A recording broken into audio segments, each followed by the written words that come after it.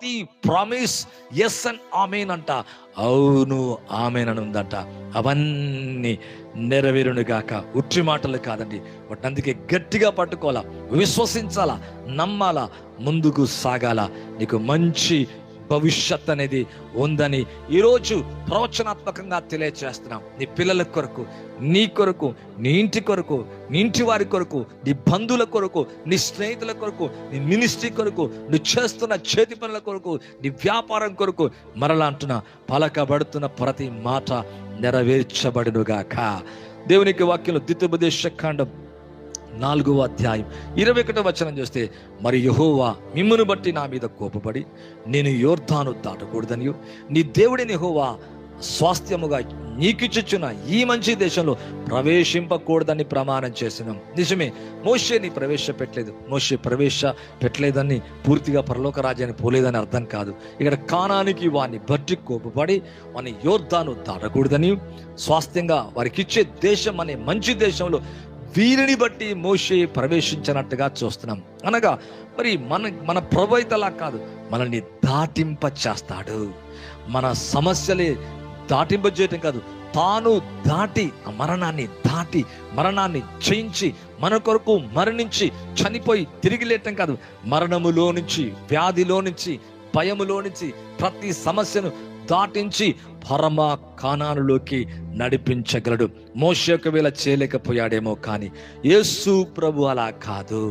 అవును, ప్రభు అయినా, రక్షకుడైనా, అవును నిజ దేవుడైనా, గుడ్ షెపర్డ్. ఇంకొక విధంగా చెప్పాలంటే మంచి కాపరి తన గొర్రెల కొరకు ప్రాణం పెట్టిందని దేవుని యొక్క వాక్యం అంటుంది. మరలా అంటున్నా, ఆ మంచి స్వాస్థ్యమైన దేశాన్ని నువ్వు స్వతంత్రించుకోలేకపోవచ్చు, ప్రవేశించకూడదని ప్రమాణం చేసినట్ట వాళ్ళని బట్టి. కానీ యేసునామములో క్రీస్తునందు నీ జీవితంలో పరమ కానాన్ని కాదు, ఈ భూమి మీద ఉన్న ప్రతి మంచి దాంట్లోకి నీవు, నేను, నీ కుటుంబం, నీ పిల్లలు, నీ ఇంటి వారు ప్రవేశించుదురుగాక.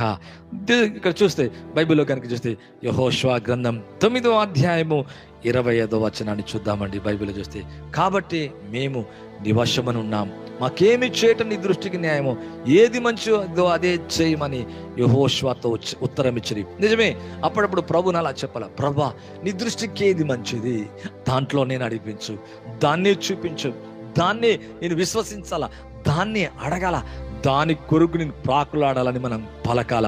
కాబట్టి మేము నీ వశమనున్నాం. అవును, ఈరోజు ప్రభువు యొక్క ఆత్మ వశములో నీవు, నీ కుటుంబం, నీ పిల్లలు ఉన్నారండి. ఇక్కడ అంటాడు, నీ వశమునున్నాం, మాకేమీ చేయటం నీ దృష్టికి న్యాయమో, ఏది మంచిదో అదే చేయని యెహోషువకు ఉత్తరం ఇచ్చారంట. మరి ముందుగా మోషే మరి ఇశ్రాయేలు ప్రజలకు ముందుగా నడిచాడు, తర్వాత యెహోషువ నడిచినట్లుగా చూస్తున్నాం. ఇప్పుడు ప్రజలందరూ అంటున్నారు, నీ వశమున మేమున్నాం, మాకేమి చేయట నీ దృష్టికి న్యాయమో, ఏది మంచిదో అదే చేయమని యెహోషువకు ఉత్తరం ఇచ్చినట్లుగా చూస్తున్నాం. మన ప్రభువుతో అలాగే చెప్పాలా, ప్రభా పరిశుద్ధాత్మ దేవునితో మనం అలాగే చెప్పాలా. అవును, ఈ విధంగా అలా, ప్రభా మాకేది చేట మీ దృష్టికి న్యాయము, ఏది మంచిదో అదే జరుగునుగాక. దానికి వ్యతిరేకమైన ప్రతి కీడు నుంచి తప్పించబడదుముగాక. ప్రతి డెవిల్ యొక్క స్కామ్స్ యేసునామములో స్కాటర్ అవునుగాక, యేసునామములో తొలగిపోనుగాక. ప్రతి చీకటి కార్యాలు, ప్రతి థ్రెట్, ప్రతి ఫియర్, ప్రతి విధమైన అపవాది సంబంధించింది నజరేయుడగు యేసు క్రీస్తు నామములో డిస్ట్రాయిడ్ అవునుగాక. సాతాను క్రియలు లయపరచుటకే మనుష్య కుమారుడు ప్రత్యక్షమాయనని దేవుని యొక్క వాక్యం అంటుంది. ఇక్కడ అంటాడు, నీ దృష్టికి ఏది మంచిదో దాన్నే చేయి ప్రభా, ఏది మంచిదో అదే చేయమని యెహోషువకు ఉత్తరం ఇచ్చిరి. ఈరోజు ఈ లైవ్ చూస్తున్న మీ జీవితంలో నీవు అలాగే చెప్పాలా, ప్రభా నీకేది నీ దృష్టికి, ఎక్కడ ఉంటాం నీ దృష్టికి ఇష్టం, ఎక్కడికి వెళ్ళటం ఇష్టం, ఎటువైపు వెళ్ళాలా, ఏది చేయాలా, ఏది చేయకూడదు, ఏది ఎటువైపు వెళ్తే, ఏది చేస్తే మంచిదో అదే నా జీవితంలో జరిగించని మరును ప్రార్థన చేయాలా, అలాగా విజ్ఞాపన చేయాలా, అలాగా ఆత్మలో నిత్యం ప్రార్థిస్తున్నప్పుడు తన చిత్తాన్ని చూపించడమే కాదు, తన ఇష్టాన్ని జరిగించడమే కాదు, అన్ని విధాలుగా నిన్ను నన్ను ఆశీర్వదిస్తాడు. ఇక్కడ చూస్తే చాలా చక్కగా నీ దృష్టికి మంచి దాన్ని చేయి అంటున్నారు.